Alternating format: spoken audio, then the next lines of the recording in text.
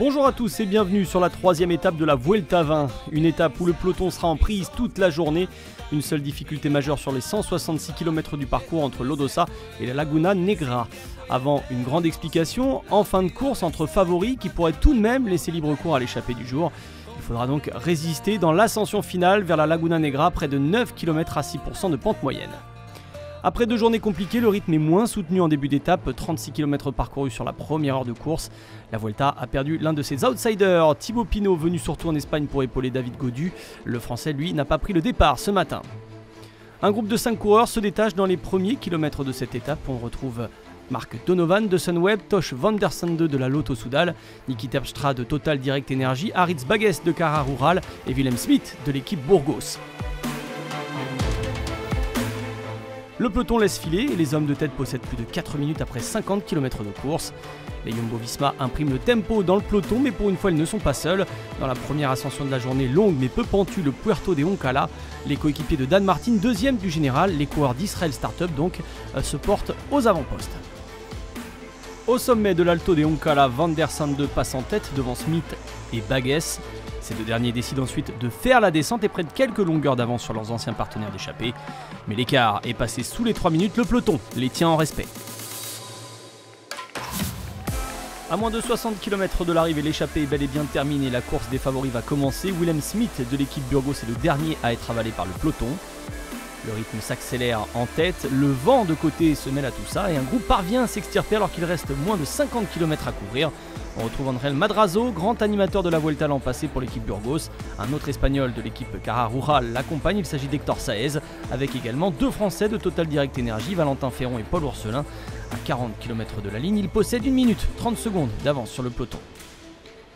La bagarre entre favoris se prépare avant la dernière ascension. Les équipes de favoris se replacent à l'avant, mais les 4 hommes de tête font de la résistance et ont encore une dizaine de secondes d'avance au pied de Laguna Negra à 7,5 km de l'arrivée. L'échappée est bel et bien terminée. Ce sont les Ineos Grenadiers qui préparent une attaque de Carapaz. Ils prennent la tête du peloton avec Chris Froome en personne. Les coureurs lâchent 1 à 1 en queue de peloton. Dans le top 10, c'est Esteban Chavez qui connaît des ennuis mécaniques. Marc Soler, lui vainqueur hier, a déjà lâché prise depuis quelques kilomètres. Dans les 2 derniers kilomètres de cette étape sur le replat, le groupe des favoris est détaché. Le jeune Clément Champoussin d'AG2R secoue ce groupe. Mais il est un peu court, il est repris dans le dernier kilomètre. Tout le monde est prêt pour un sprint en côte entre maillots actifs. Un sprint lancé à 150 mètres de la ligne.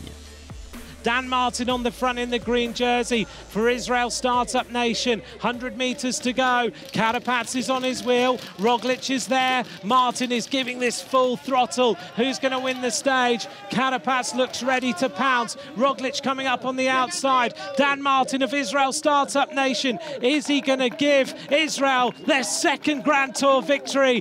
Dan Martin wins. Dan Martin renoue avec la victoire, une première depuis son succès sur la 6e étape du Tour de France en 2018. Il s'agit de sa 2e victoire sur la Vuelta, la 4e sur un grand tour. L'Irlandais en profite pour se montrer à son avantage et revendiquer un statut de favori pour la victoire finale. Je voulais vraiment gagner l'étape aujourd'hui. Et l'équipe a été fantastique. Tout le monde a contribué à notre victoire. Ce succès est pour l'équipe et aussi pour ma femme.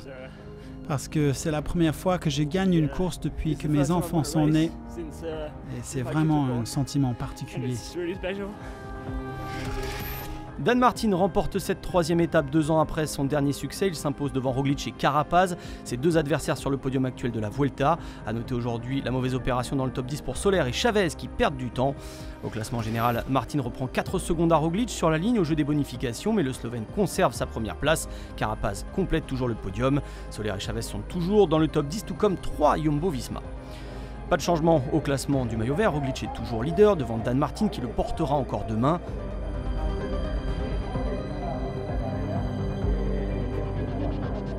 Carapaz est lui toujours leader du classement de la montagne.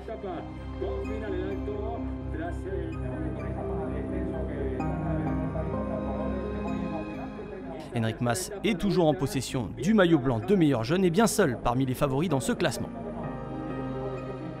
Demain, un peu de répit pour le peloton sur un tracé sans aspérité qui ne viendra pas bouleverser l'ordre déjà établi sur ce début de Vuelta.